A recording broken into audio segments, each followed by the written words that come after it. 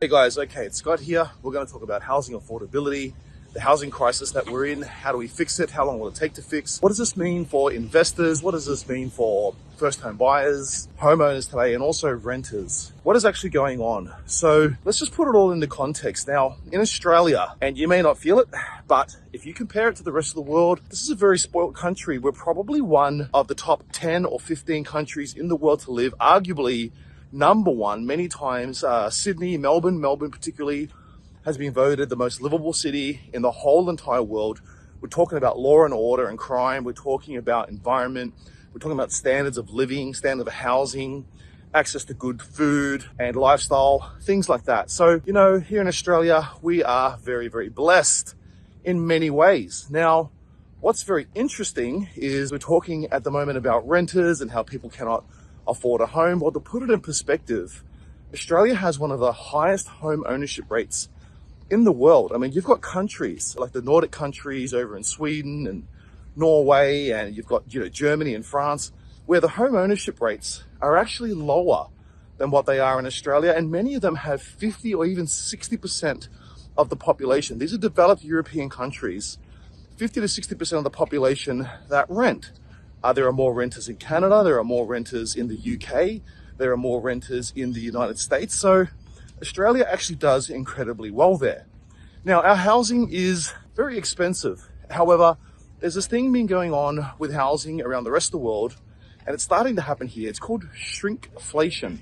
And what this is that we try to decrease the size of the home to be able to make the homes more affordable. Now, to put it in perspective, the average home in Australia is about 200 square meters. But if you go to somewhere like the United Kingdom, for example, the average home is about 90 square meters, which is about the size of a small 2-bedroom unit here in Australia. And many of the homes, attached homes and so forth, in and around London and the suburbs, the average home in the UK is about 90 square meters. This actually shows us that in Australia, we actually have a really high proportion of owners, globally speaking, a very low proportion of renters. And in fact, many of our affordability issues are due to the size of the homes that we are building. Now, because people want larger homes here in Australia, what that actually means is most people, actually their ideal dream is to have a house on a big block of land. Many people shy away from attached dwellings such as terrace homes, townhomes, apartments. Many people love them. There's a huge segment of the market that do love that. Downsizers, singles, couples, people that want to have good proximity to amenity, people that don't want the backyard and all the hassles that go with it.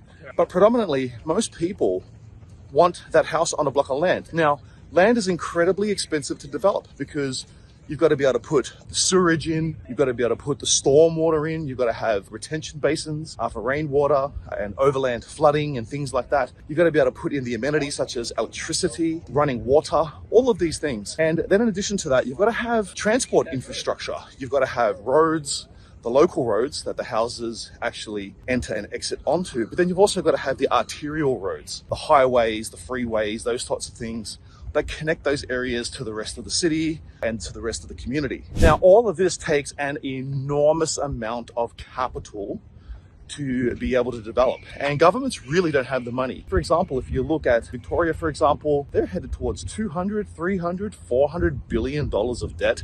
This is more debt than many countries around the world. So predominantly what they do is they pass these costs on to developers, and developers, basically, they are really the people that deliver the product to the end buyer, the consumer, which is you. So these costs are passed down to you in the form of your house prices. Now, you might think that property developers and so on make huge amounts of money. There are definitely way more better ways to make money. I mean, if you think about, for example, a developer, the development might take anywhere from 2 to 6, maybe even 7 years, maybe longer. During that time, they have no income, they have no revenue, they've sold nothing. So they are funding the build and the development of the properties that they're going to sell. They're funding it with their own money, their own cash. Maybe some investors are there, which they do need to pay back into the future. But a large amount of it is debt. So this is debt from a bank. It could be debt from a private lender. And then you've got an interest rate on top of that. So in an environment with very high interest rates, it's very difficult for developers to want to even try to develop property. Get these superannuation funds wanting to put up the money to build it, but then they want to own those properties. They don't want to sell them, and they want to rent them to everyone and then take a yield off of that rent. And then once they've owned the property for 10 years, 15 years, the property prices have doubled, then sell. And so if we're going to get out of this housing crisis, if we're going to create more affordable rental accommodation, if we're going to create, more affordable homes for people and get the house prices under control, get rents under control by creating more supply, well, we've got to have more people wanting to build and construct new property. So this is where the whole build to rent thing comes in. Now, this is where you get big institutions that are awash with huge amounts of capital that are looking for a return on that capital. For example, superannuation funds here in Australia. So developers and builders, you think that they make all these profits. Well, most builders are making less than 10% profit. And, it's a very difficult thing to do. They've got to coordinate labor. They've got to coordinate materials. They've got to coordinate and get through a lot of red tape through the local councils, building permits, zoning and all those types of things that they've got to get through to be able to deliver that product. And many times they need to start construction and start on the process prior to having sold very many, if any, of the properties. And so therefore they need their own cash that they've got to burn through. And also they need loans from banks, private investors, loans from them, cash from them, that they also burn through. So if they do it wrong, there's a very good chance that they could go broke. And so it's a very risky endeavor to get involved in developing. It's definitely not for the faint-hearted. Now, this is why many of the big superannuation funds, they're starting to accrue a lot of money. And you've noticed that even the government has started to see that there's so much capital, money, cash tied up in these superannuation funds, and it's growing exponentially. And they recently changed the taxation rules to be able to limit superannuations to $3 million, not limit them, but once they hit 3 million, basically they're going to tax them like they tax anyone else, and expect to see more taxes on superannuation funds over the years. Because at the end of the day, that superannuation fund is not your money. The government considers it their money. If you don't believe me, well, watch any of the interviews about superannuation, the tax changes recently, superannuation. They talk about your superannuation like it's theirs. And in many ways it is, because every month, every year when you get paid, a portion of your pay that you have worked for is taken from you, and it's forced into an environment called superannuation, either a self-managed superannuation fund, which is becoming more popular. But so there's so much capital and money tied up in these superannuation funds that they want to use the capital in those funds to build more money. The problem is that if there was a huge amount of profit and great return for investors in developing and building and constructing new property, the funds would simply go out and do it.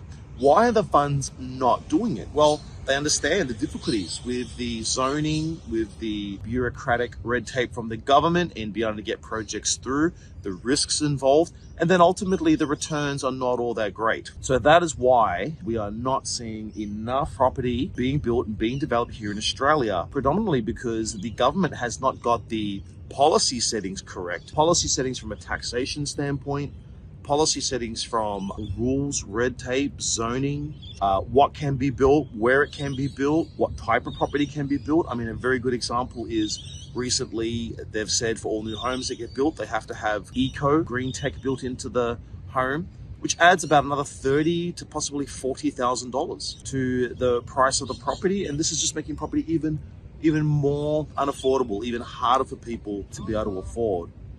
So really, this housing crisis that we're in is simply an outcome of bad policy settings by all governments, Labor, Liberal, the Greens, all of them, local councils, state governments, federal governments, all the governments combined have really failed to get the policy settings right so that we can be awash with property. Now, a really good example of a country that has done this incredibly well is Japan. Now, Japan, back in the 90s, they actually did have a housing crisis.